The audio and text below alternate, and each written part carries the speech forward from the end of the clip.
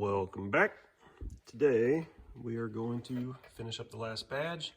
We're going to try to remove this SQ5 badge from the front of this 2020 B9 SQ5. I've been doing some reading on the forums, and from what I can tell, we should just be able to heat this one up just like the rest, put some fishing line in between here, and just pull it off just like we did the rest of them. I'm going to see if that works. If not, we'll go with the other route, which is suggested, which is taking the cover off the top right here, which is right there, and just kind of going down behind it and popping the badge off, because apparently it's only held on with a clip. So we'll see what happens, and I'll let you know. And good news, this comes off just like all the others. So just get some fishing line and heat it up with a hair dryer and just run that line behind them and they will come right off. So this is what was on there. This is what's going on. So I'm going to get to cleaning up the area with some rubbing alcohol and some Goo Gone and stuff like that to get it prepped.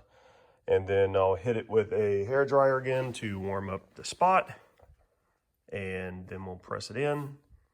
And we should be good to go and finally finished with this rebadging project.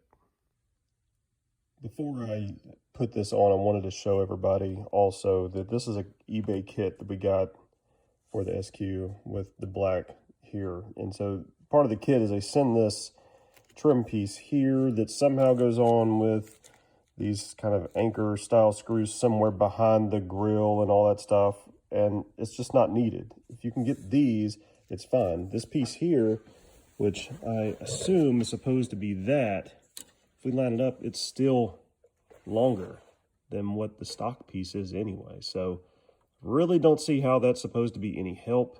Maybe this goes, no, it didn't even go over the top of it. So I don't know. It's just really strange, but you don't need that. Just clean this area off and just put them back on the stock location.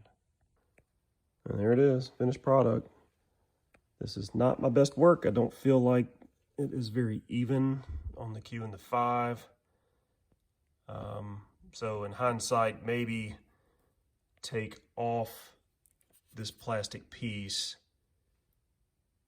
to put the letters on and then put it back. You might end up lining it up a little bit better, since you're not having to deal with like the grill and the indentions, because it sits a little bit back behind there. But overall, I'm happy with it. And I mean, it's just a small detail that just adds a little bit more to it. So a little bit later, I just got it back yesterday from having a stage 1 paint correction done, along with a ceramic coat by G-Technic, and it's the G-Technic Serum Ultra. So it is smooth right now. So get a review on that a little bit later. Can't wait till Thursday or Friday. It's supposed to rain. Can't wait to see the beading. And actually, this is the sheeting properties of this one. So apparently the Ultra sheets. So can't wait to see it actually work and what it does. So see y'all in the next one.